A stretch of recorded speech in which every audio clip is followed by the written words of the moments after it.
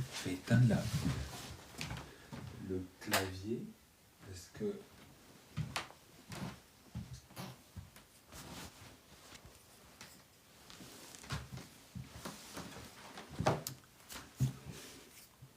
hello tout le monde. Hello, hello.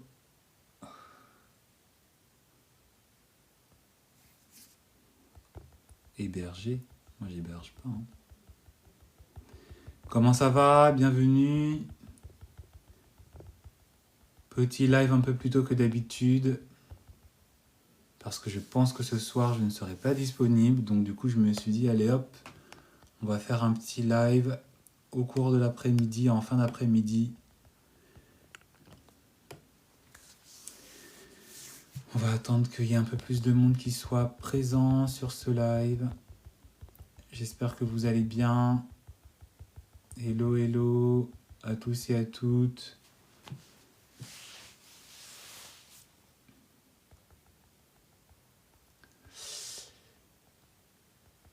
Invite un autre hôte et passer en live ensemble. Ah bah non. Hello, j'espère que vous allez bien. Bienvenue sur ce live. Quel est le thème du jour? Je vais déjà directement commencer. Hello M, hello L, bienvenue. Le thème de ce jour, que je commence un peu tôt aujourd'hui, il s'appelle Daddy Issues. Avant-hier, on a parlé des Mommy Issues.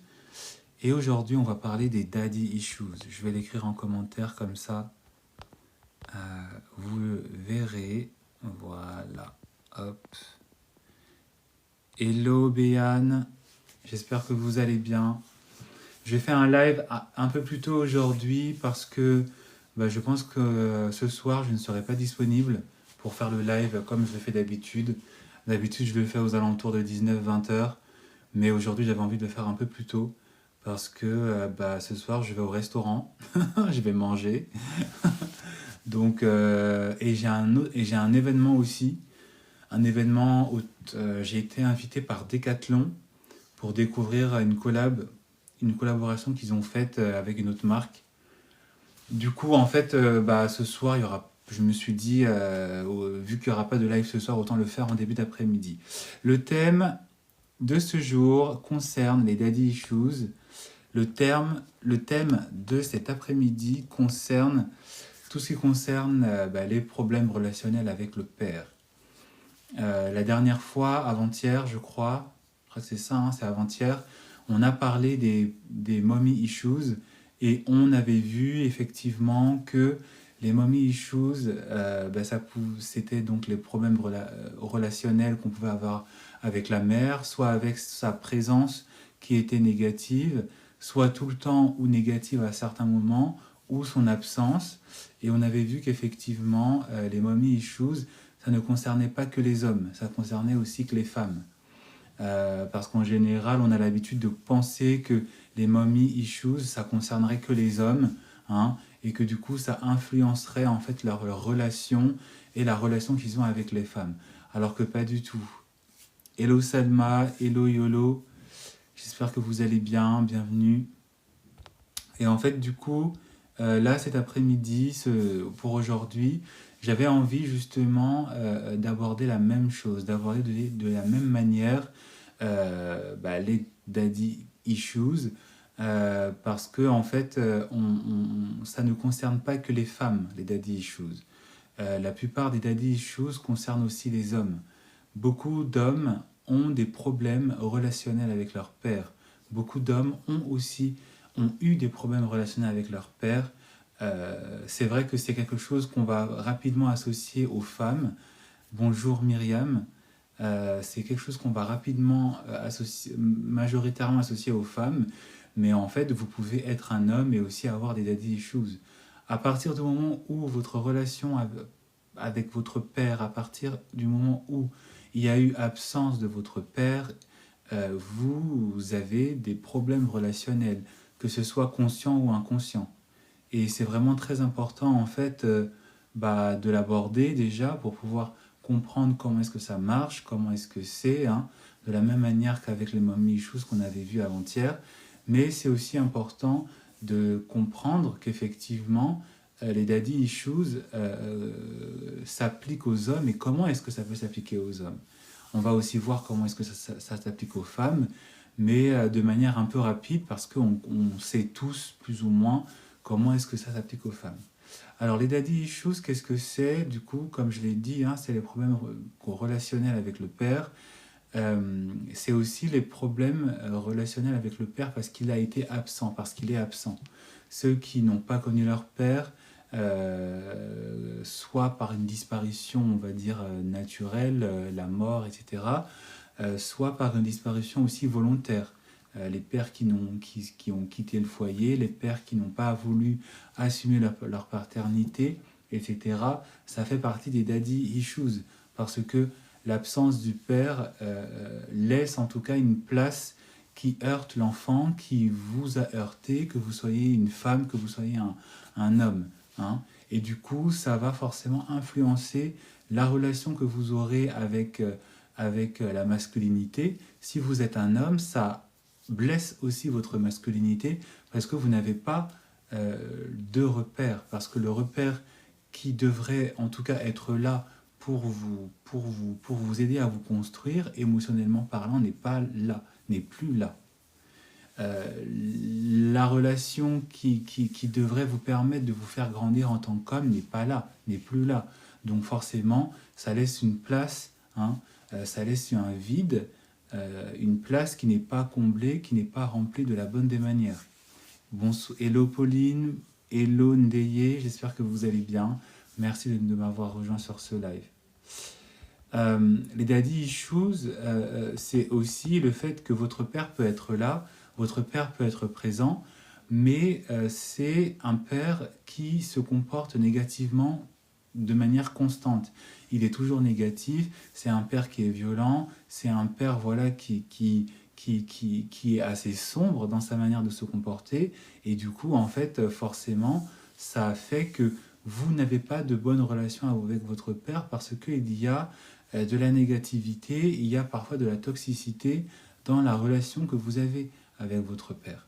Parce que c'est un homme voilà, qui n'est pas en bonne relation avec lui. C'est aussi, ça peut être un bon père, ça peut être une personne qui se comporte, on va dire, correctement avec vous, mais effectivement à certains moments, par rapport à certains sujets, par rapport à certains thèmes, par rapport à certains rapports avec vous, ben, il est aussi négatif. Et forcément, même si c'est un bon père, à certains sujets, à certains moments, par rapport à certains thèmes, ben, vous allez forcément développer des daddy issues parce que ben, il y aura de la toxicité parfois, il y aura de la négativité et voilà, ça va développer en fait consciemment ou inconsciemment chez vous un certain un caractère un peu houleux dans l'échange et ça peut aussi vous affecter. Bonsoir, hello à tous. Bonsoir, faut que j'arrête de dire bonsoir, hein, on n'est pas le soir. Hello à tous, hello Marie-Alou, hello Jamila, hello Black Diamond, hello Florizella, hello Didi, hello Tatiana, hello Jojo 972, bienvenue. C'est vraiment très important. Les daddy issues, c'est la femme, on les connaît tous, hein, donc c'est vraiment une partie que je vais traiter très rapidement parce qu'on les connaît tous. Les daddy issues chez la femme, c'est forcément émotionnel et aussi relationnel. C'est forcément une femme une fille en général, hein, ça commence jeune, ça peut commencer jeune, parce que le père est pas là, parce que le père est absent, parce que le père est malheureusement décédé, ça fait que la fille ne se construit pas avec une présence masculine bienfaitrice. Hein. Quand on est parent, on est censé être les bienfaiteurs de ses enfants. Et donc, par son absence, il n'y a pas justement de protection et du coup il n'y a pas de construction émotionnelle qui soit bénéfique pour cet enfant, pour cette fille. Soit le père est là, mais le père est violent par exemple, ou le père est un père négatif, c'est un père qui a aussi de la toxicité en lui, c'est un père, je sais pas, qui est alcoolique par exemple, c'est un père voilà, qui est violent, qui ne se comporte pas de manière positive. Et donc forcément, il y a une relation, il y a une communication, il y a un lien émotionnel avec l'enfant qui ne se fait pas ou qui se fait mais de manière très négative. Et donc ça aussi, ça développe hein, une, euh, une perception de la masculinité déjà qui est très négative. Euh, euh, Parfois aussi, les daddy issues, ça peut s'appliquer même quand le père est OK, même quand le père est présent, même quand le père est top. Hein. Euh, et en fait, cet homme-là, par rapport à certains sujets, par rapport à certains comportements de sa fille, par rapport à certains de ses propres comportements aussi, ben, ce père aussi crée de l'animosité, passe par son autorité parfois pour forcer des choses, pour faire forcer des messages. Et tout ça, ça peut créer aussi chez l'enfant voilà, des daddy issues, un problème relationnel, parce qu'il y aura une confrontation, parce qu'il y aura un manque, voilà, un rapport très difficile aussi avec l'autorité du père, plein de choses. Hein. Plein de choses comme ça. Les daddy issues, c'est pas que quand le père est mauvais ou quand le père est absent. Les daddy issues, c'est aussi même quand le père est présent et même quand le père se comporte bien. Ben, si effectivement, par rapport à certains sujets, un manque de concentration à l'école, par exemple, de l'enfant, un enfant, par exemple, qui ne correspond pas à ce que son père veut, hein, si par exemple vous n'êtes pas quelqu'un de très sportif, mais que votre père veut que vous le soyez, ben, cette confrontation va forcément créer voilà, un conflit, parfois dans le non-dit, donc il n'y aura pas forcément de mots qui seront dits, mais par rapport aux humeurs, par rapport à la déception que va recevoir votre père, mais aussi par rapport à votre propre déception, ça va créer aussi un vide et un problème relationnel avec le père et aussi un problème relationnel avec l'image du père, l'image de l'autorité, l'image aussi de la masculinité. Et du coup, chez la femme, chez la femme, ça peut se décrire de différentes manières. Chez la femme qui a des daddy issues, vous avez des femmes qui ont par exemple un rapport très difficile avec l'autorité. Vous avez des femmes qui vont notamment rechercher justement la validation masculine. Hein. Des femmes qui vont idéaliser les hommes très rapidement. Hein. Des femmes qui n'auront pas forcément de la personnalité dans le couple ou quand elles vont se faire aborder, et des femmes qu'on va qualifier entre guillemets de filles faciles. Alors je ne dis pas que toutes les filles faciles sont des filles qui ont des daddy issues, mais en tout cas, il y en a, je pense, un petit paquet. Vous avez des femmes voilà, qui vont être attirées notamment par des hommes qui sont plus âgés, notamment pour des femmes qui n'ont pas connu leur père ou des femmes qui ont eu des pères absents.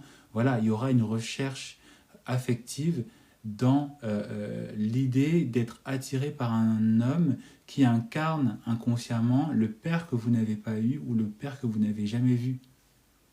Hein. Le père que vous n'avez jamais connu, il va se retrouver dans cette figure d'un homme par lequel vous allez être attiré, émotionnellement, sexuellement, sentimentalement, mais c'est en fait une recherche de pansement.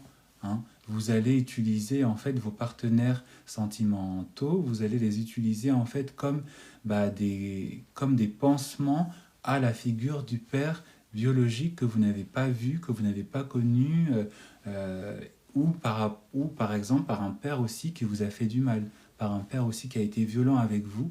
Vous allez en fait rechercher, hein, dans cet attrait pour les hommes plus âgés que vous, un pansement pour remplacer, hein, l'image du père violent, pour le remplacer par cet homme qui redeviendra inconsciemment, hein, ça se passe inconsciemment, mais qui deviendra un père plutôt protecteur et aimant. Donc tout ça, c'est ce qu'on trouve et qu'on retrouve chez chez la femme qui peut avoir aussi des daddy issues, chez la femme qui va en tout cas avoir un rapport aussi avec la paternité, voilà, qui peut être un peu houleuse ou qui peut être un peu tendancieuse, qui peut être aussi un petit peu obsessionnelle aussi. Hein, il y a beaucoup de femmes qui ont cette obsession aussi justement avec la figure virile, la figure paternelle qu'elles cherchent et qu'elles recherchent dans leur partenaire et qu'elles ont aussi de leur relation avec les autres hommes, que ce soit amical, que ce soit, que ce soit aussi dans leur lieu de travail. Par exemple, si vous êtes une femme et que vous avez tendance à par exemple, à aimer par exemple des personnes âgées, hein, à être ami avec notamment des personnes qui sont plus âgées que vous, on peut aussi se demander s'il n'y a pas quelque part aussi ce daddy issues. Parce que, alors je ne dis pas que être ami, avoir des amitiés avec des personnes plus âgées que soi, c'est mauvais, mais je veux dire que dans certains cas, ça peut révéler justement que, voilà, il y a peut-être eu un manque affectif par rapport à la figure paternelle, à la figure aussi maternelle, mais ça je l'ai traité avant-hier. Vous pouvez le retrouver bientôt, vous le retrouverez bientôt en replay sur ma chaîne YouTube. Mais voilà, on peut aussi se demander si justement l'absence d'une complicité avec votre père pour la femme ne se répète pas justement et n'est pas recherché à être comblé par justement des amitiés avec justement des hommes qui vont justement réincarner, hein, la figure du père que vous n'avez pas eu mais que vous allez rechercher auprès d'eux en tant qu'amis. Hello Diza, hello Aprila, Ramakadabra, hello Ginny, hello à tous et à toutes. C'est dû à un conditionnement familial qui a créé des failles en nous, on peut attirer des êtres malsains. Oui, tout à fait. Hein. C'est qu'en fait, si vous n'êtes pas consciente, si vous êtes une femme, si vous n'êtes pas consciente de vos daddy issues, vous n'allez pas forcément être consciente également du danger que ça peut vous représenter. Parce que vous allez idéaliser un tout petit peu les hommes ou idéaliser la figure d'un homme âgé en vous disant que parce qu'il est plus âgé, ça veut dire qu'il est moins susceptible de me faire du mal, il sera moins susceptible de me tromper, il sera moins susceptible d'aller voir ailleurs, alors que pas du tout. Hein. L'âge n'est pas un qualificatif de la maturité et de la fidélité d'un homme. Et c'est vraiment très important d'en être conscient, d'être conscient de ça, soit pour vous, mais aussi pour votre entourage, parce que on a tous connu forcément quelqu'un qui avait un rapport, un peu obscur avec la paternité, un peu obscur justement avec les hommes, un rapport un peu obscur, tout simplement avec justement cette idée de l'homme âgé et de cette caractéristique paternelle. Hein. Je pense notamment, j'en ai pas encore rencontré ou connu, mais j'ai déjà entendu des histoires où par exemple vous pouvez être ami avec quelqu'un et puis en fait vous découvrez que votre père est son amant. Ça arrive, ça. C'est déjà arrivé. Et qu'est-ce qu'on fait? Et qu'est-ce que ça veut dire aussi comme message? Bonjour Monocris, bonjour la Monaco. Voilà. Donc c'est vraiment un cadre, un sujet qui peut affecter beaucoup de cadres de la vie, de notre vie. Hein. C'est pas juste par rapport à notre relation personnelle, mais c'est aussi avec les gens qui nous entourent. Beaucoup de personnes ont des daddy issues et parfois, volontairement ou involontairement, nous le font subir. Hein. nous font subir, nous font vivre leur trauma, tout simplement, hein, parce que les daddy issues comme les mamie issues, ce sont des traumas. Ils nous font vivre leur trauma à notre dépens, alors que nous on n'a rien demandé. Et pour la plupart du temps, on n'en est pas forcément conscient ou consciente. Donc c'est vraiment important de faire le nécessaire, en tout cas d'être aussi conscient pour soi, mais aussi d'être conscient pour les autres. Comment est-ce que les comportements des autres peuvent traduire certains traumas? Parce que, voilà, comme je l'ai dit, vous pouvez être ami avec quelqu'un voilà, cet ami-là, hello Louis, j'espère que tu vas bien. Hello Koïta, j'espère que tu vas bien, merci pour vos likes. Cet ami-là, parce qu'il a des daddy issues, il ne va pas forcément vous le dire, mais effectivement, vous allez voir que par exemple, par rapport à ses attraits, par rapport à ses tendances, par rapport à ses penchants, il va plutôt aller vers des personnes, vers des hommes, ou elle va aller vers des hommes qui sont tout le temps plus âgés. Hein. Quand je dis âgés, c'est pas forcément âgés des grands-pères, voilà. Moi, par exemple, quand j'étais au collège, et ça commençait déjà tôt, ça commençait au collège, j'avais une amie à moi qui fantasmait sur certains profs. Mais pas fantasmer parce que, voilà, on a tous un tout petit... Enfin, voilà, quand on est au collège, quand on est au lycée, on peut trouver un prof un peu mignon. Non, c'est qu'il y avait vraiment un attrait. C'est qu'il y avait vraiment... Voilà. Et voilà, c'est même cet ami était même allé une fois. Alors c'était vraiment dans le côté, c'est juste pour rigoler et tout ça. Elle était allée jusqu'à un jour embrasser le prof. Voilà, elle était partie jusqu'à embrasser le prof. Bon, en fait, elle lui avait sauté dessus. Mais voilà, elle avait fini par embrasser le prof et ça avait créé un petit problème euh, dans la classe, dans l'école et par rapport à la direction. Donc, évidemment, ça s'est calmé, mais en tout cas, moi, et maintenant que j'y réfléchis, je pense qu'il devait y avoir en tout cas un rapport avec la paternité qui devait peut-être être soit absente ou mal vécue, et que du coup, il y avait une attirance, ça avait développé une attirance chez cette ancienne amie pour des hommes un peu plus âgés qu'elle. Alors, elle était au collège, donc c'était son prof, donc il devait peut-être y avoir 10-12 ans d'écart. C'était pas un vieux monsieur, mais ça comme voilà. Donc, c'est quand même une personne qui était plus âgée qu'elle. Ça peut aussi, chez la femme, faire naître, hein, ça peut faire naître aussi plein de comportements. Plutôt que d'être attirée, voilà, elle va être repoussée. Elle va détester les hommes. Hein. C'est notamment le cas qu'on peut retrouver chez des femmes qui ont eu des pères violents, des pères abusifs, hein, des pères toxiques. Voilà. Ça peut développer justement chez la femme un regard négatif auprès de la masculinité, un regard négatif, misandre, hein, de la misandrie envers l'homme. Hein, et ça peut même aller jusque dans le cadre de la sexualité, de l'intimité. C'est une femme qui, dès qu'un homme va essayer de lui donner de l'intérêt dans ce cadre-là, elle va se fermer. Elle va se fermer. Hein. Si notamment, et malheureusement c'est le cas, si c'est une femme qui a vécu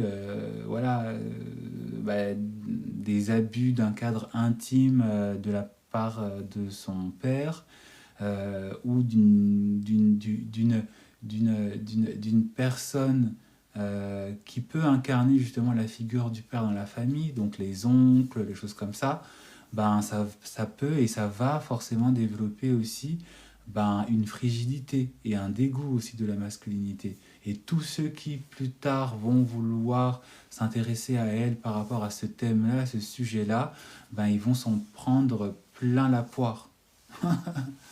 Ils vont s'en prendre plein la poire, les pauvres.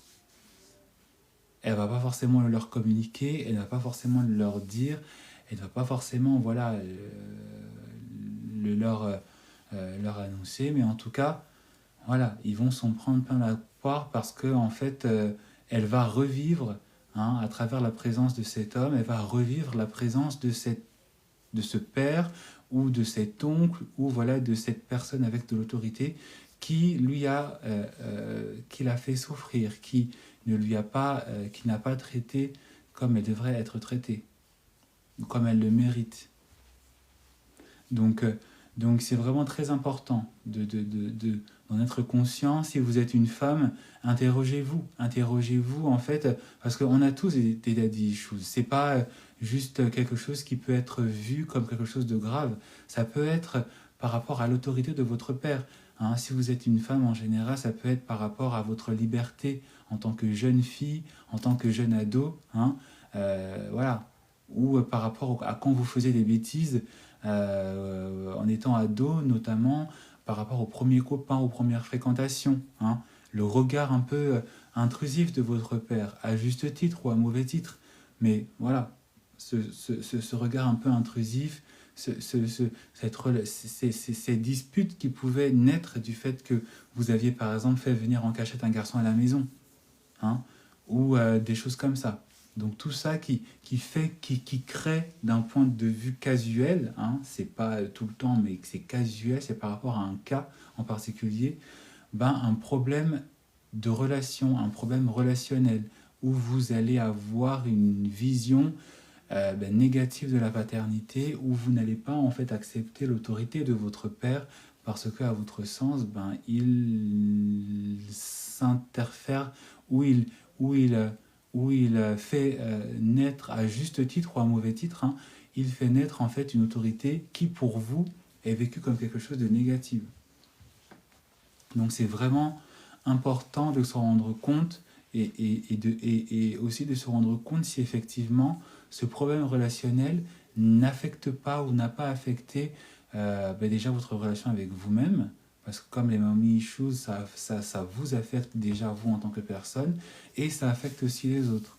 Donc c'est vraiment important de se poser la question pour mieux se comprendre et pour mieux comprendre aussi le comportement que l'on a avec les gens en général. Donc vraiment très très important. C'est quelque chose entre guillemets qui peut se soigner, mais je l'aborderai en fin de live, hein, parce que pour le moment on va passer au cas où effectivement les daddy issues s'attaquent aux hommes, parce que les daddy issues c'est pas que pour les femmes, hein. Les daddy issues s'attaquent aux hommes.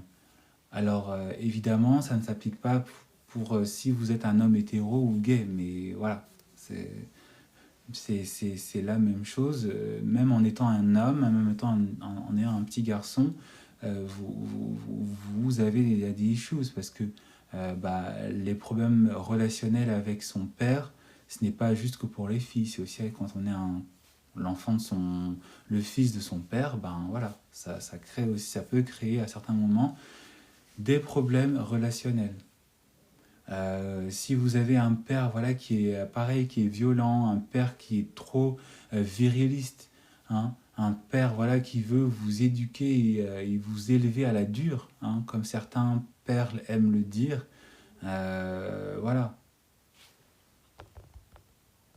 N'hésitez pas à liker s'il vous plaît, n'hésitez pas à tapoter.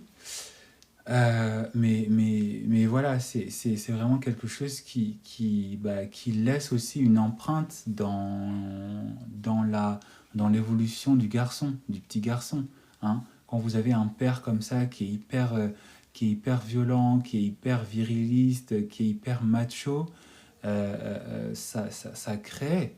Le garçon ne s'en rend peut-être pas compte, hein, ou il s'en rend compte et avec le temps il oublie, mais ça crée en tout cas une relation avec la virilité, avec la paternité qui est viciée, hein, parce on vous fait comprendre qu'effectivement, on vous fait enregistrer des mauvais dialogues, des mauvaises modes de pensée, des mauvaises manières d'être qui font qu'ensuite, vous n'allez pas forcément grandir avec un bon modèle, vous n'allez pas forcément grandir avec un bon exemple. Et après, ces bons exemples, vous les répétez aussi dans votre cercle social, que ce soit avec les autres garçons. C'est pas pour rien que, par exemple, certains garçons euh, sont des personnes qui font du mal aux autres garçons dans le cadre de l'harcèlement scolaire, par exemple. C'est peut-être des garçons qui déjà ont vécu et vivent ça avec leur propre père. C'est qu'il y a forcément un problème. Si un garçon fait du mal, par exemple, à l'école à un autre garçon, c'est qu'au sein de sa famille, ça ne va pas. Et la relation avec son père n'est peut-être pas bonne. Soit c'est un père qui est violent aussi, soit c'est un père qui est absent aussi. Mais en tout cas, il y a une sonnette d'alarme. En tout cas, il y a un problème. Il y a un gros problème par rapport à cette relation au père. Si vous avez voilà, des garçons qui sont de nature violente, c'est aussi peut-être parce qu'eux-mêmes, ils subissent une forme de violence. Et parfois, ça peut être la raison d'un problème relationnel avec le père, qui est présent mais qui est mauvais ou qui est absent. Hein. Voilà, donc toute cette éducation de l'enfant par des pères qui ne sont pas bonnes, hein, toute cette éducation de l'enfant par des modèles de pères qui ne sont pas, qui sont clairement à revoir, ça crée aussi des daddy issues, parce que l'enfant grandit avec une image un peu viciée de la masculinité. Ça crée parfois chez des garçons qui, même s'ils sont hétéros, ce sont des garçons qui vont être violents avec les autres, mais qui ne vont pas, par exemple, accepter l'autorité, ou qui vont voir l'autorité vraiment comme quelque chose de, voilà, quelque chose qui leur font hérisser les poils. Hein. Si vous avez des collègues, par exemple, hommes, qui très facilement vont toujours entrer en conflit avec leurs supérieurs, avec leurs employeurs, avec des choses comme ça, c'est peut-être dû à ça. Hein. Parce que déjà, il y a des problèmes relationnels avec le père, et donc l'autorité, hein, la présence d'un homme dans le cadre de travail qui a une ascendance en termes de hiérarchie, le professeur, voilà, ça vient de là, ça peut venir de là. Et du coup, en fait, c'est un homme qui ne va pas, en fait, reproduire, hein, enfin, il va reproduire, en fait, ce même modèle, parfois au sein de sa propre famille. Parfois, quand vous avez des pères qui sont violents, des hommes qui sont toxiques, hein, avec les autres femmes, ce sont des hommes, parfois, qui ont des problèmes relationnels avec leur père. C'est pour ça que je dis que les daddy issues, c'est pas que pour les femmes, c'est aussi pour les hommes. Ça affecte les hommes. Et on ne le sait peut-être pas, mais il y a peut-être beaucoup d'hommes qui sont plus affectés par les problèmes relationnels liés au père qu'on ne le pense. En général, on pense tous, voilà, daddy issues, oui, c'est la femme, mais voilà, peut-être que votre partenaire, il est atteint de ça. Peut-être que votre enfant, si vous êtes suffisamment honnête, il peut être atteint de ça. Votre collègue de travail, les personnes que vous fréquentez, les personnes que vous fréquentez au sein de vos familles. Parfois, ce sont des gens aussi. Alors, les cousins, tout ça, on ne connaît pas quel est leur quotidien, mais ça se trouve qu'effectivement, si vous avez des petites informations, vous pouvez effectivement peut-être comprendre que, ah oui, il y a potentiellement des daddy issues. Surtout dans les familles où les pères ne sont pas là, les pères sont absents, c'est un daddy issue, c'est un problème relationnel avec le père, parce que l'enfant ne grandit pas avec cette communication, cette présence, hein, cet encadrement positif qu'un père amène. Ou si le père est présent, c'est un père qui est violent, et voilà, un père qui, encore une fois, manque à ses devoirs en tant que parent. Parce que le devoir de parent, ce n'est pas juste asseoir une autorité, c'est aussi construire avec l'enfant un lien émotionnel positif pour que lui-même soit positif autour des autres et qu'il répète cette positivité dans sa famille. C'est très important ce que je suis en train de vous dire, parce que c'est peut-être ça qui affecte peut-être même la vie que vous menez actuellement. Et votre vie amoureuse est peut-être due à ce rapport au père, ce rapport à la paternité et ce lien émotionnel face à la virilité qui n'est pas là ou qui est vicié. C'est très important de vous en rendre compte. C'est pas pour rien que, par exemple, vous allez très facilement, et j'allais en venir ensuite, mais je vais le dire, par exemple, si vous êtes une femme ou si vous êtes, par exemple, un homme gay et que vous n'avez pas grandi avec un modèle de père qui soit suffisamment correct, vous allez facilement être attiré par des hommes qui vont réincarner cette figure négative du père. Si vous avez grandi avec un père violent, un père pervers narcissique, un père manipulateur, il est très fort probable que votre vie amoureuse aujourd'hui soit ou a été perturbée par des hommes qui, étrangement, ressemblaient à votre père, ou étrangement ressemblaient à votre père qui était un peu abusif. Et ça affecte beaucoup de gens. Ils ne s'en rendent pas compte, mais ça affecte. C'est pas pour rien qu'on dit que la manière à laquelle tu as été élevé, comment est-ce que tu as grandi, les modèles de parents que tu as vont déterminer, en fait, peuvent déterminer en tout cas le type de partenaire que tu vas appliquer. Et ça se voit partout. Ça se voit partout. Et je vais parler pour la communauté noire parce que je suis noir, mais c'est beaucoup de choses que l'on voit et que l'on revoit au sein de la communauté. Il y a beaucoup de femmes qui ont grandi justement avec des pères qui étaient, et qui aujourd'hui en fait se demandent pourquoi est-ce qu'elles attirent toujours cette même catégorie d'hommes qui consciemment et inconsciemment les ramènent à leur enfance, à la caractéristique du père qu'elles ont connu. Et beaucoup de femmes, beaucoup d'hommes aussi, sont parfois attirés par des hommes qui les rappellent, qui les ramènent justement à cette figure du père qu'ils ont eu. Il fait évidemment que c'est quelque chose qui est changeable.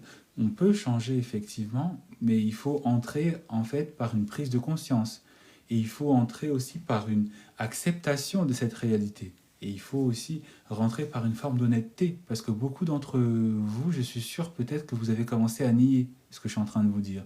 Ou vous avez fait non, mais c'est pas ça, mais si, c'est ça. Si. Donc, et c'est pour ça en fait que je dis que c'est quelque chose qui s'applique et qui s'attaque à tout le monde, parce que c'est ça qui définit en fait votre réalité aujourd'hui. Si vous avez des rapports difficiles avec les hommes par exemple, si vous avez des rapports houleux parfois avec avec les supérieurs hiérarchiques, c'est que peut-être vous n'avez pas grandi justement avec cette vision que même si mon père est mon père et qu'il a une autorité et qu'il a une responsabilité, ça reste en fait une personne avec qui je peux plaisanter, par exemple.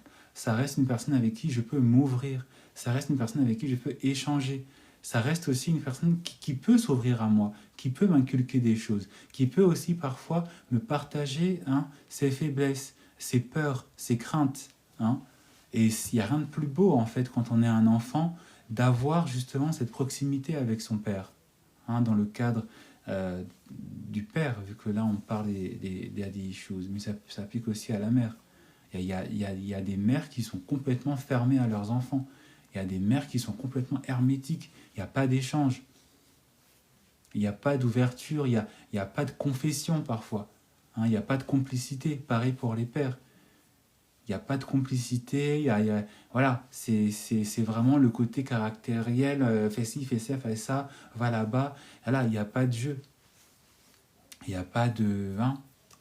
Et c'est ça, en fait, qui fait que l'enfant, plus tard, quand il grandit, l'adulte, il a une... Voilà.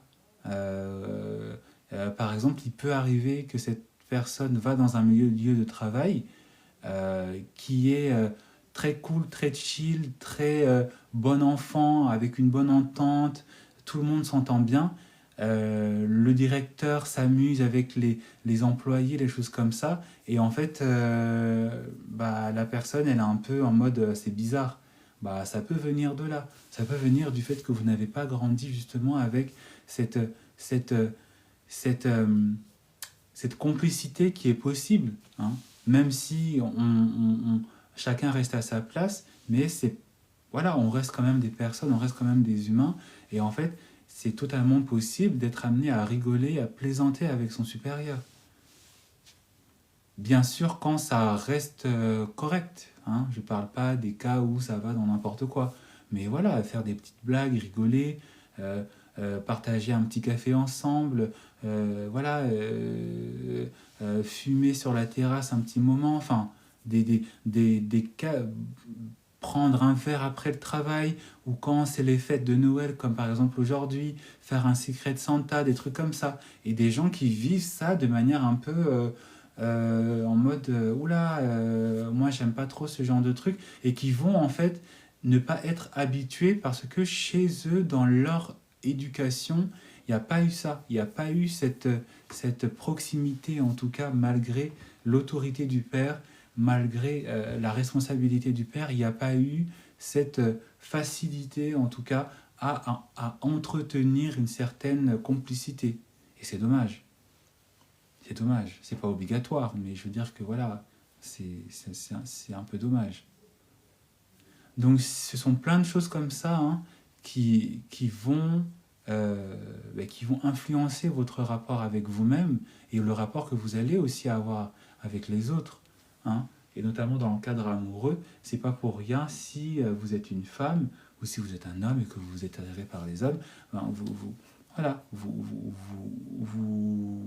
rendez compte qu'il y a beaucoup de schémas qui se répètent négativement parlant. C'est toujours le même type d'homme que vous attirez, hein. Ou, par exemple voilà, euh, euh, vous n'arrivez pas en tout cas à créer une complicité qui soit pérenne et qui soit solide dans le temps. À un moment donné, soit c'est vous qui ne faites pas confiance, ou soit c'est lui qui ne vous fait pas confiance, parce que vous ne lui renvoyez pas la confiance qu'il recherche. Et c'est pour ça en fait que c'est très très important de s'en rendre compte, de le réaliser, de l'accepter aussi et d'être suffisamment honnête avec soi-même pour savoir en fait là où vous êtes, à quel niveau est votre, à quel niveau se trouve l'intensité de ce traumatisme du daddy issues, à quel niveau est-ce qu'il se trouve et par rapport à quel sujet. C'est pas forcément tout le monde qui a des daddy issues, mais par rapport à certains sujets, par rapport à certains thèmes, il peut y avoir voilà, une différence d'intensité et donc un besoin de s'y pencher quand c'est important et pour finalement trouver une solution. Est-ce qu'on peut rapidement monter pour les 2000 likes, s'il vous plaît? Est-ce qu'on peut rapidement monter pour les 2000 likes? En attendant, je vais allumer la lumière parce qu'elle fait un peu sombre. Je pense que là, ce sera déjà un petit peu mieux.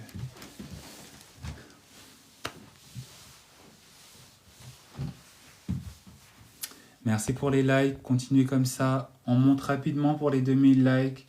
Je ne vais pas vous embêter aujourd'hui parce que, de toutes les façons, d'ici 1h30, je dois partir. Donc, je ne vais pas vous solliciter aujourd'hui avec les likes. Mais en tout cas, c'est qui ça? Mais en tout cas, merci. Merci pour les likes. Continuez, continuez. Est-ce normal? Normal par rapport à quoi? SM93, bonsoir Simbi. Merci pour les likes, Didi, Jum, c'est les autres, Sephora. Merci, merci. Donc c'est très très important parce que ça influe sur votre relation avec vous-même et avec les autres. Si vous êtes un homme, vous êtes amené... alors Simbi, c'est quoi le sujet du jour? Le sujet du jour, c'est sur les daddy issues. J'avais parlé des mommy issues avant-hier, je crois. Et aujourd'hui, je parle des daddy issues. Et je fais le live un peu tôt parce que voilà, je suis invité à un restaurant et à un événement avec Decathlon ce soir. Donc, je le fais maintenant, quoi. Comme ça, c'est fait. Comme ça, c'est fait. Merci pour les likes. Merci Lolo. YOLO. Lolo, je sais pas.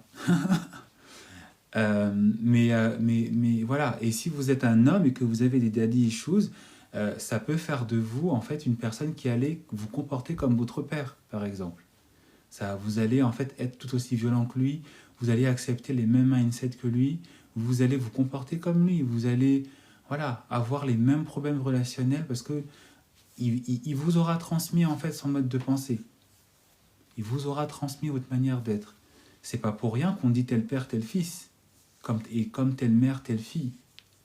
C'est pas pour rien. Indépendamment du lien génétique, il y a aussi justement l'éducation. Parce que c'est dans l'éducation que on va reconnaître effectivement comment est le père, comment est la mère.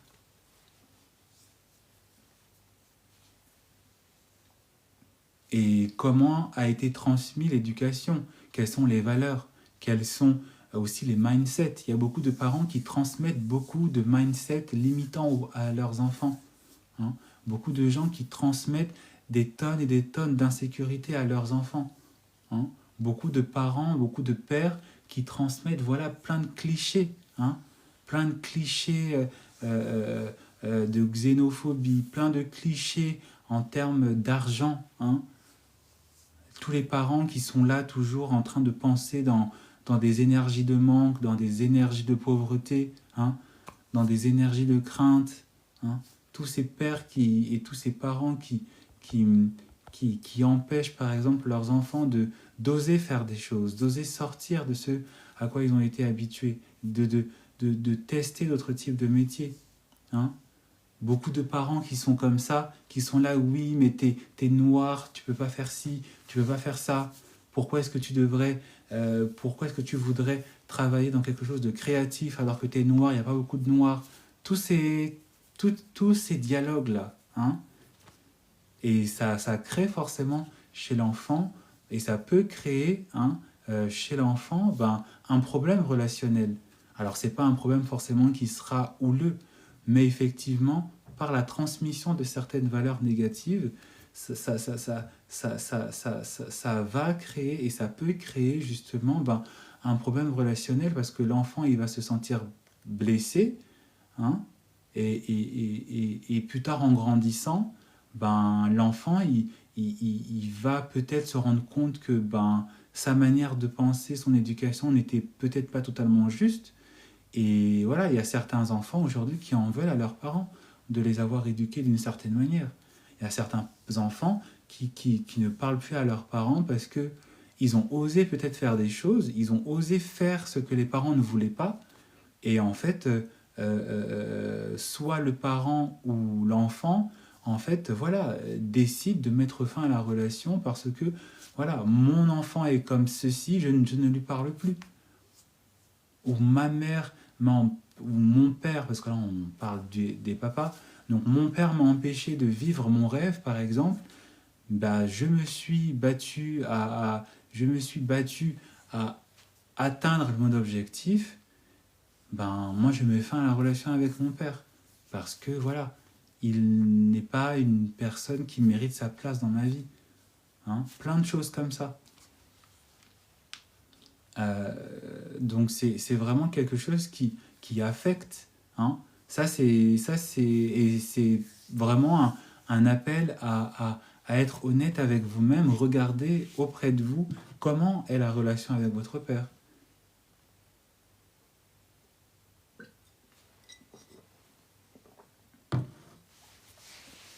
Parce que c'est ça qui dicte en fait votre réalité d'aujourd'hui. Hein.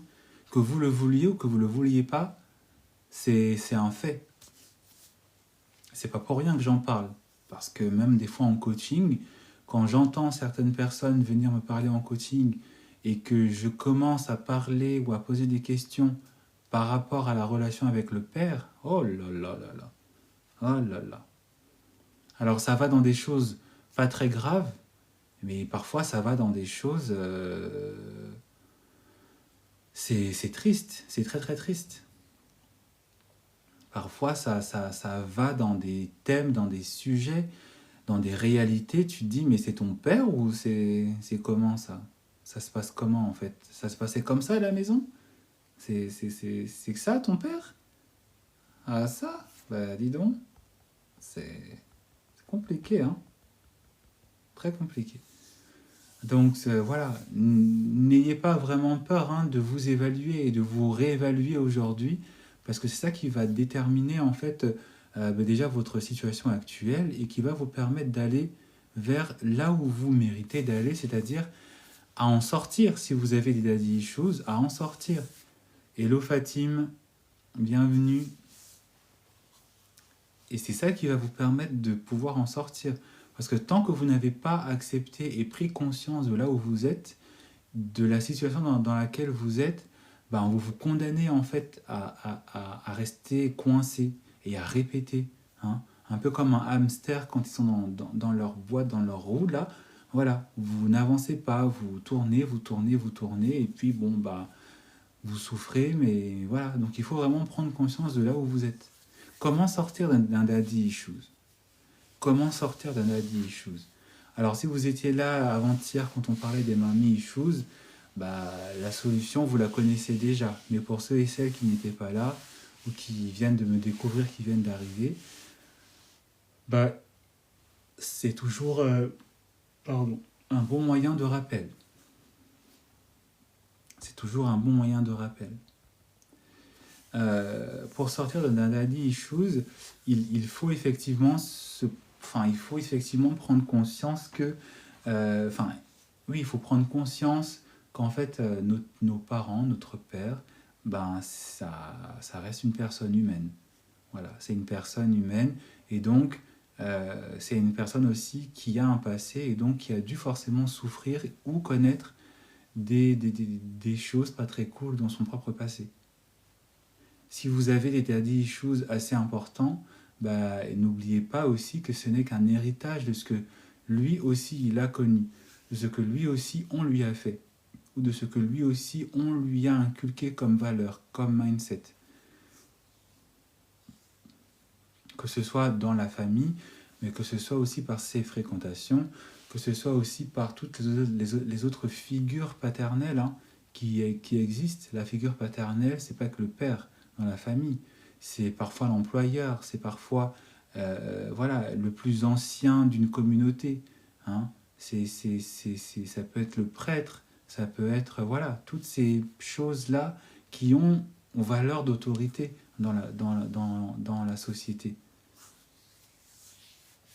Et donc forcément, si vous prenez conscience qu'effectivement votre père est une personne humaine, qu'il n'est pas parfait et qu'il a aussi lui subi des choses, ben en fait vous vous rendez compte que ce que vous avez reçu de négatif, les mauvais traitements qu'il vous a inculqués, les mauvaises choses qu'il vous a dites, hein, les mauvaises choses qu'il vous a faites, ben en fait vous vous rendez compte en fait que ce n'est pas à vous d'en prendre la responsabilité.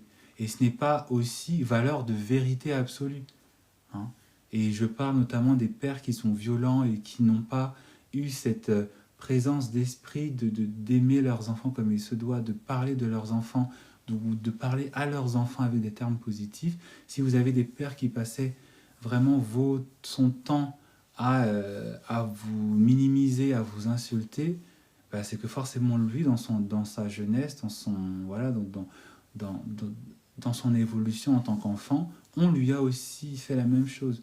Et donc, en fait, ce qu'il vous dit, ce n'est qu'une répétition de ce qu'il a entendu, ou voilà, une répétition de blessure, une projection hein, qu'on lui a fait accepter de lui-même alors que c'est faux. Et donc, ce qu'il vous projette en retour, ça n'a pas de valeur, et ça n'a pas d'importance, et ça n'a pas à être pris au sérieux. Et ça n'a pas en fait à être quelque chose que vous devez prendre comme quelque chose qui doit vous faire souffrir et qui doit rester au-dedans de vous et vous faire, voilà, vous faire du mal de l'intérieur. Parce que vous allez finir par être comme lui et répéter Et c'est comme ça que de génération en génération, on répète les choses, on répète les mauvaises choses. Et il faut en sortir de ça. Donc c'est vraiment important de vraiment enlever du piédestal ça. Et si vous avez eu des pères qui n'étaient pas là, qui n'étaient pas absents, c'est le même principe. L'absence de quelqu'un va faire que forcément on va commencer un petit peu à fantasmer, notamment les enfants. Quand le père n'est pas là, quand la mère n'est pas là, on fantasme à maman, à papa. Et en fait, alors je suis pas en train de dire qu'il faut pas, qu'il faut pas respecter ou voilà, mais idéaliser cette absence, romancer cette absence, fait naître aussi des manques qui font que vous allez voilà, vous mettre en situation de demande dans vos relations, en situation de demande de repère auprès de personnes qui ne seront pas peut-être là pour votre bien. Et notamment pour les enfants orphelins, des choses comme ça, c'est quelque chose qui est très difficile, mais c'est quelque chose qui est malheureusement à faire, c'est-à-dire ne pas idéaliser ou romancer l'absence du père, parce que notamment dans le domaine amoureux, ça crée des psychodrames après. Parce que vous allez fantasmer, idéaliser cet homme, fantasmer, idéaliser cette femme, et voilà, vous ne vous en rendez pas forcément compte, mais des fois vous êtes en face de gros psychopathes qui, eux, ressentent qu'il y a chez vous ce manque, qu'il y a chez vous des daddy issues, et donc ils vont être là pour vous faire du mal, et vous faire accepter tout n'importe quoi au nom de l'amour, alors qu'il n'y a pas d'amour là-dedans. Il n'y a pas d'amour là-dedans. Est-ce qu'on peut rapidement monter pour les 4000 likes, s'il vous plaît? Allez, on monte pour les 4000 likes, s'il vous plaît. Merci pour tous vos likes, c'est super cool. On monte pour les 4000 likes. Donc c'est vraiment très très important tout ça, parce que c'est ça en fait qui construit et qui a construit malheureusement pour beaucoup de personnes la société. C'est pas pour rien que certains, même dans le domaine professionnel, c'est des hécatombes. C'est des hécatombes. Et à tous les niveaux. Vous passez par le salarié, vous passez par la RH, vous passez par le manager, par le directeur. Des fois, vous êtes en face de personnes, même ils sont importants, c'est des CEO, et vous sentez les traumas, quoi. Vous sentez vous sentez la maltraitance de ce manager, de ce directeur quand il était enfant. Vous sentez voilà. Et vous sentez qu'il y a de la solitude parce que justement, il n'y a pas eu cette prise de conscience. Et à partir du moment où vous avez déconstruit justement cette idéalisation, que vous avez humanisé votre père, vous repositionnez en tant que sujet. Parce que si lui, il est humain, forcément, moi aussi, je suis humain. Donc forcément, c'est à moi de prendre les choix. C'est à moi de définir comment est-ce que je veux que ce soit. C'est à moi d'accepter et de faire le deuil. Et en fait, d'être pour moi-même le modèle en me basant sur des bonnes valeurs et sur des bons objectifs, plutôt que de me baser sur les mauvaises valeurs et les mauvais objectifs que j'ai reçus en tant qu'enfant, ou que je n'ai pas reçus à cause de l'absence de mon père, par exemple. C'est maintenant à vous de vous parenter ou de vous coparenter et de décider en fait ce qu'il y a de bien pour vous, d'être votre propre parent. Et ça passe par plein de choses, ça passe par les affirmations positives, ça passe par la reconnexion avec votre enfant intérieur, ça passe aussi par les bons choix de modèles que vous devez choisir, parce que vous savez que ce sont des personnes qui, entre guillemets, font leurs preuves et ont fait leurs preuves. C'est pas pour rien que, notamment dans la spiritualité, on dit que vous avez toujours deux pères. Vous avez un père spirituel et vous avez un père physique. Alors le père physique, c'est celui qui vous a donné la vie, mais votre père spirituel, vous pouvez en avoir plusieurs.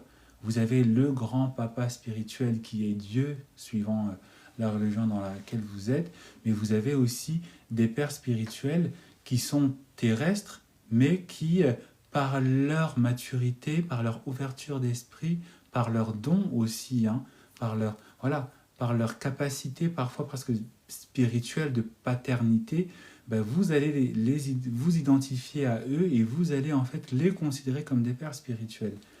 Hein. C'est pas pour rien que dans la religion catholique, un prêtre, on l'appelle père, parce que c'est un modèle en termes de spiritualité, hein, du bon modèle à suivre de par ses connaissances, de par son comportement et de par sa manière de voir les choses et de par le respect qu'il a pour Dieu et pour la famille et pour l'Église et pour la femme, etc., etc.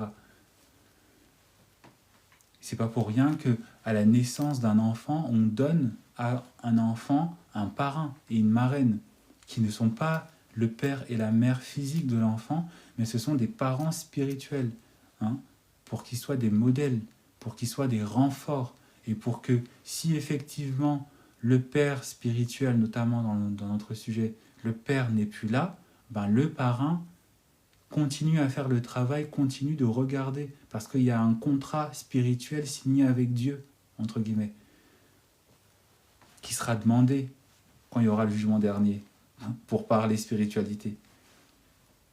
Tous ceux qui sont parrains, là, vous aurez des comptes à régler. Hein.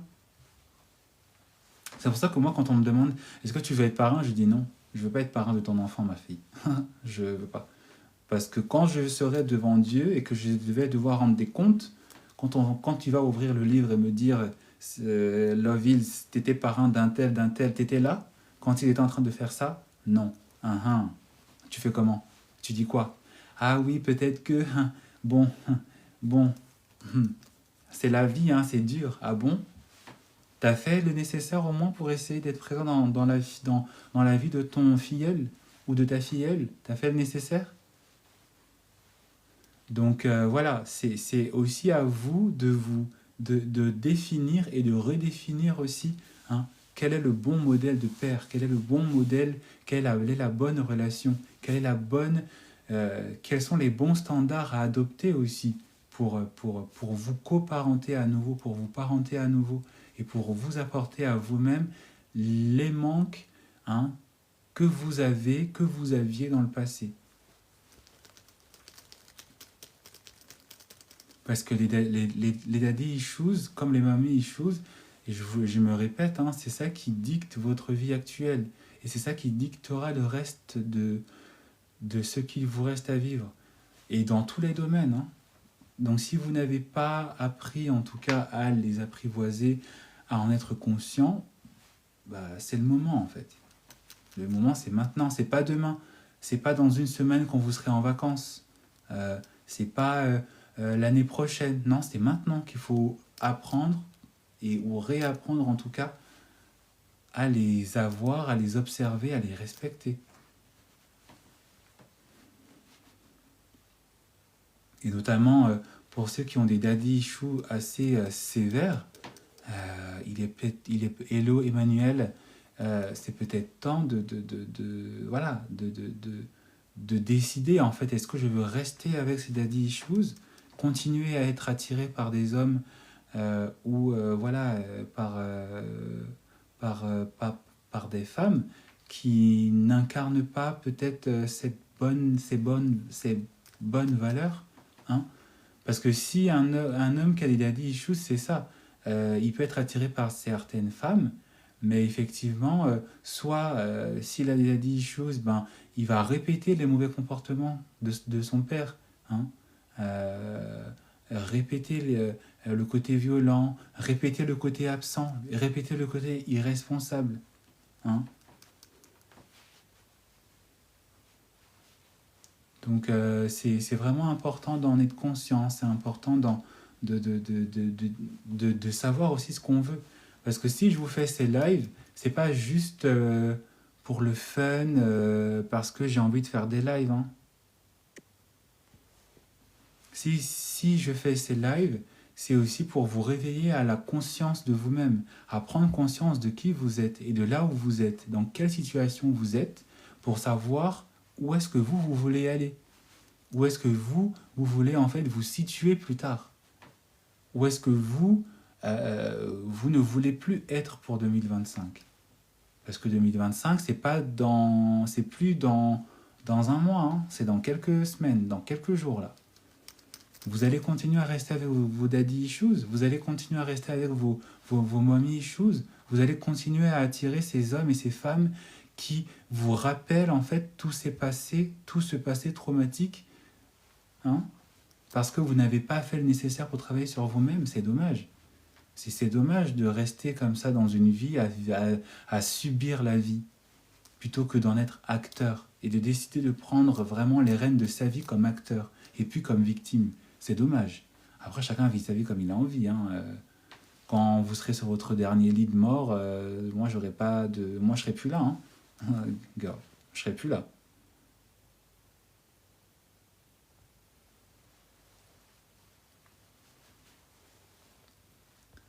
Est-ce qu'on peut rapidement monter à 5000 likes, s'il vous plaît?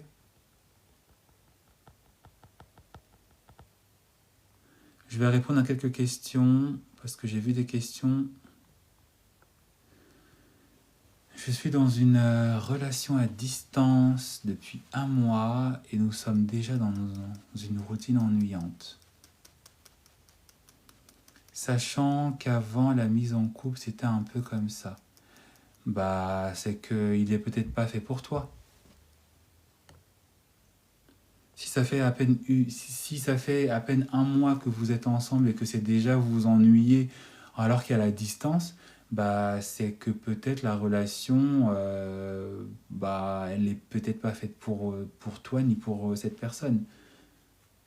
Et que peut-être bah, les sentiments ne sont peut-être pas aussi intenses qu'avant. Peut-être qu'au début c'était intense parce que voilà, c'est nouveau, mais que voilà, et que du coup c'était peut-être un signe aussi pour toi que tu n'es pas avec la bonne personne. Après, ça ne veut pas dire que forcément en relation à distance, vous devez être là en mode je te manque, tu me manques, tu me manques, je brûle d'amour pour toi. Mais s'il y a aussi autant d'ennuis dans la relation en un mois, bah c'est que en fait la relation, même si vous étiez dans la même ville, même si vous étiez plus proche, il y aurait le même ennui.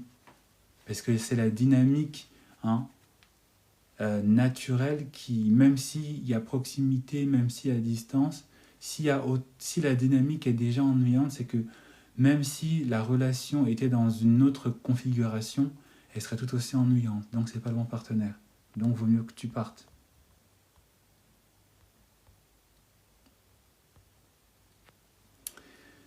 En tant que mère, comment une mère peut influencer le comportement de son fils si son père est toxique? En tant que mère, si vous remarquez que si vous remarquez que votre partenaire est toxique et que vous voulez en tout cas et que vous voulez en tout cas un, faire un barrage, hein, à ce que votre enfant le répète, c'est forcément la communication. C'est forcément l'amour, c'est forcément l'attention, hein, et c'est forcément en tout cas votre manière à vous de se comporter qui va en fait faire réaliser chez l'enfant que effectivement voilà, il y a un problème. C'est forcément la communication, c'est forcément l'amour. Si tu ne parles pas à ton enfant, si tu ne lui expliques pas que voilà, son père ne se comporte pas d'une bonne des manières et que ce n'est pas un modèle à suivre, voilà, s'il n'y a pas la présence, hein, verbale, hein, s'il n'y a pas les comportements, les gestes d'amour aussi, ben vous allez voilà, avoir un enfant qui va le répéter. Donc c'est forcément à vous voilà, de travailler sur ça avec lui, à être vraiment voilà, à ne pas hésiter à montrer de l'amour, à ne pas hésiter à être voilà, faire des câlins souvent quand ça va pas, des choses comme ça. À vraiment établir un dialogue verbal, mais aussi un dialogue gestuel, hein, dans les attentions, etc. Et aussi faire communiquer l'enfant. Demandez lui aussi quel est son ressenti. C'est comme ça que vous allez aussi faire naître en lui cette habitude qu'on devrait tous avoir normalement, mais que pas beaucoup de monde ont, cette capacité faire de l'introspection, à cette capacité à m'exprimer sur comment est-ce que je vis les choses, comment est-ce que je ressens les choses, qu'est-ce que je ressens, et est-ce que ce que je ressens est bien ou pas, hein. C'est forcément par la communication, par l'amour, les gestes, que vous allez faire barrage, hein, à la toxicité de votre conjoint pour qu'elle ne se répète pas. Et évidemment, hein, aussi par les actions. Si le père est toxique, ne restez pas là dans la relation aussi. Ne restez pas là à subir la relation. Prenez vos clics et vos claques et partez aussi. Montrez qu'effectivement, dans vos actions, il y a aussi ce désir de se protéger face à une personne qui n'est pas bonne pour nous. Parce que si vous acceptez, vous subissez, vous êtes là comme ça, vous pleurez, et puis voilà, ben ça sert à, enfin, l'enfant il va se dire, mais en fait c'est, voilà, c'est bien en fait. Et voilà, donc il faut aussi partir. Et pas juste être là comme ça avec les mouchoirs, appeler la police quand ça va pas. À un moment donné, il faut...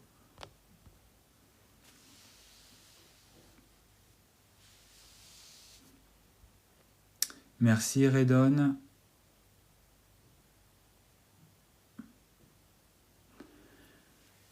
Je suis tombé par hasard. Est-ce qu'on peut monter pour les 5000 likes s'il vous plaît? On est à 4500. Je suis tombé par hasard dans mon feed sur ta vidéo sur le fait d'être distante. D'accord. Mais comment on peut faire ça en pratique? J'ai l'impression de tout donner quand je suis avec quelqu'un. Ben, c'est en faisant moins. C'est en faisant moins. Si tu es du genre à toujours être celle qui va vers les autres, qui est là à toujours prendre des nouvelles des autres, ben fais-le un petit peu moins. Si tu le fais peut-être tous les jours ou tous les 2 jours, ben fais-le une fois par semaine. Et l'attention que tu donnes aux autres, donne-la aussi à toi-même. Si tu as cette tendance à être peut-être trop présente dans la vie des autres, c'est parce que tu ne te regardes pas toi-même. C'est parce que tu n'es pas suffisamment présente dans ta propre vie. Tu n'es pas suffisamment en contact avec qui tu es, ce que tu dois faire pour toi maintenant, et pas aller chercher les autres pour le faire. Et ça veut dire aussi que ta validation, elle est dans la reconnaissance que te donneront les autres par rapport à l'intérêt que tu leur as donné. Donc déjà, donne-toi plus d'intérêt à toi-même. Demande-toi, qu'est-ce qui est bien pour moi? Mais pas pour moi en allant contacter les autres, mais pour moi en me disant qu'est-ce que je peux m'apporter à moi-même. Et c'est comme ça que tu seras plus distante, parce que tu ne feras plus des autres le centre de ta vie. Tu ne t'intéresseras pas aux autres. Tu t'intéresseras un peu moins en tout cas. Et petit à petit, tu apprendras à être plus au centre de ta vie, quoi. Comment faire ce travail-là quand la relation a évolué?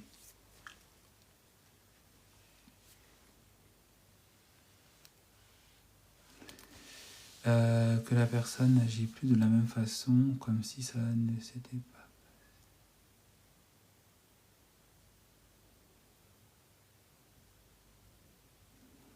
pas. Il faut entre guillemets se protéger, et il faut euh, comment dire, il faut se faire confiance par rapport à ce qui s'est passé, et prendre en fait une décision dans laquelle peut-être cette personne n'est plus là autour de toi, n'est plus là dans ta vie en fait. Euh, parce que si elle se comporte comme si comme si de rien n'était, ça veut dire qu'elle ne veut pas prendre la responsabilité de cet acte, et donc elle fuit. Elle te fuit et elle se fuit. Donc toi, au contraire, ne te fuis pas. Tu sais ce qui s'est passé, tu prends une décision par rapport à ce qui s'est passé, mais en tout cas, comment dire, tu te responsabilises, et aussi, comment dire, plutôt, enfin, tu te responsabilises dans le sens où tu ne te positionnes plus en tant que victime, hein, dans la relation. Et tu te positionnes en étant une personne qui a remarqué qu'il y avait quelque chose, et maintenant, voilà, je sais ce qui s'est passé, tu te positionnes en tant que personne en fait qui est conscient de ce qui s'est passé, et aussi tu te pardonnes, en tout cas, bah, de ne pas avoir été suffisamment réactive au bon moment, ou d'avoir euh, peut-être, enfin même pas peut-être, mais tu te pardonnes d'avoir laissé cette situation arriver. Parce que qu'on se le dise bien, et c'est pas forcément agréable à entendre, on est aussi un petit peu participatif de ce qui nous arrive dans une relation qui, sans doute de ce que j'ai compris, hein, c'est ça, ouais, c'est peut-être une relation toxique, ou une relation voilà, où il y avait des malentendus et au final il y a eu séparation. Euh, mais il y a forcément un peu une part de responsabilité. Donc prendre sa responsabilité, se pardonner, et vraiment se dire que maintenant, bah, j'ai appris et je ne laisse plus cette chose revenir dans ma vie. Et comme je l'ai dit, hein, se redéfinir en tant que personne. Qu'est-ce qui est bon maintenant pour moi? Qu'est-ce que je mérite? Qu'est-ce qu'il faut que je fasse pour moi, hein? Et me repositionner aussi en tant que sujet. Parce que beaucoup d'entre vous, vous ne vous positionnez pas en tant que sujet. Vous ne vous donnez pas la place que vous méritez dans la relation. Parce que vous subissez les choses. Alors que vous aussi, vous avez votre mot à dire. Vous aussi, vous avez le droit, hein, de vous positionner dans ce qui vous arrive dans votre vie. C'est votre vie, hein, dont on parle là. Quand on parle des daddy issues, quand on parle des mommy issues, des mecs toxiques, des femmes toxiques et tout ça. C'est aussi, il s'agit de votre vie. Donc il faut aussi apprendre à se repositionner en tant que personne. Qu'est-ce que je mérite? Est-ce que c'est ce que je mérite? Est-ce que c'est ce qui est à faire à moi? Est-ce que c'est vraiment ce que je dois accepter? Donc quand tu comprends que non, tu te redéfinis et tu fais ce qui est à faire pour avoir ce que tu mérites dans ta vie. Plutôt que de vivre les choses un peu en mode je suis au fin fond de la salle, bon bah c'est pas grave. Bah non, non, c'est grave.